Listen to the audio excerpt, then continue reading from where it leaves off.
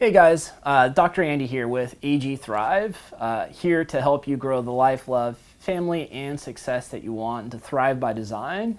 And the message that I want to share with you today is about how to take painful emotions and turn them into a great source, an advantage, and to be the greatest precursor into growing, right? I think oftentimes, sadness, anxiety, worry, all these feelings that certainly don't feel good, right? Pain, we resist them so much, or we, I think get so worried that they're not going to go away, that we lose the utility or the value that is really there in these feelings. If you really think back from as a child, the value of pain, I think it helps to illustrate what is probably a healthier way to reframe, or kind of a mental model to use even as adults. You think of a child that puts their hand on the proverbial hot stove, right, and it hurts and it's painful. What does that pain teach them, right? It really just teaches them, don't touch the stove, right? So it's a very powerful moment to memorize, or to kind of teach you, hey, don't do this again. So, and in many regards, that's what our anxiety or sadness, some of these things are trying to teach us. I mean, every emotion has a different unique value to it, as far as what we're supposed to learn. But if you're consistently asking yourself, what am I supposed to learn from this? What is the value in this? And how can I use this to just kind of improve, to become a better version of myself? If that becomes a part of your natural, innate kind of response style to these difficult emotions, man, you are going to find advantages in everything, right? So suddenly your positive emotions are going to feel still great, and you're going to realize that as a nice an indicator, or a post that's telling you do more of this, right?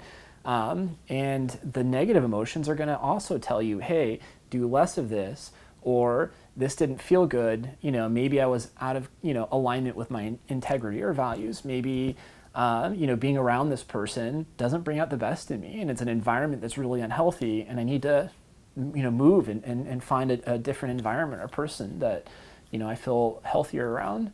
So it's just really a different just kind of framework or perspective in which to experience your emotions.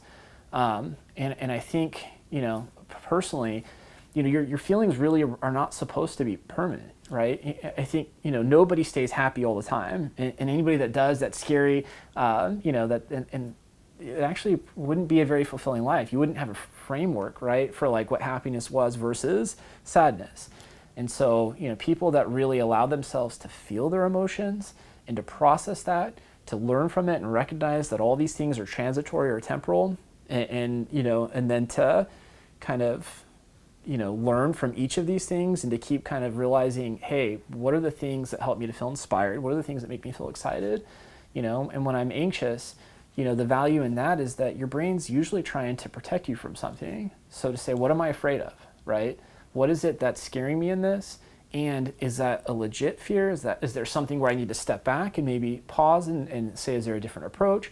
Or is this fear irrational, right? And this is just an opportunity to lean into this, because this means a lot to me, and I'm really just excited. I'm nervous because this means so much to me, and if I just allow myself to dive into that, there's probably massive growth on the other side of that, right?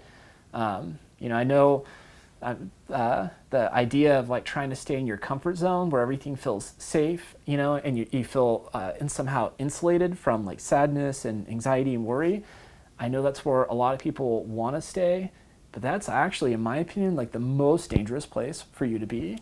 There's no growth in your comfort zone. So all this to say, I want you to have a different model or way of understanding kind of what those painful feelings really are supposed to be, or the value, the utility in them, how to then take and kind of dissect or break down those feelings. And, we can certainly put together, I've got a few exercises that help to, kind of help you break down how to, the thought process, and then how to find the value and the growth into some different feelings. So if you're interested in checking those out, please go to our website, and we'll make those available. But just wanted to come here and share this message as a different perspective or framework for how to experience your painful feelings that will allow you to consistently experience growth, to let go of that feeling so you can have more of the good feelings, and the bad feelings or difficult emotions actually become one of your greatest resources to grow in the life you want. So really appreciate, your time. If you have any questions or is anything about this that, I could, go deeper into, or, concerns that you have with this, I'd love to get your feedback or thoughts or ideas or questions. So please feel free to get a hold of us at ag-thrive.com. Of course, you can always click on the link below.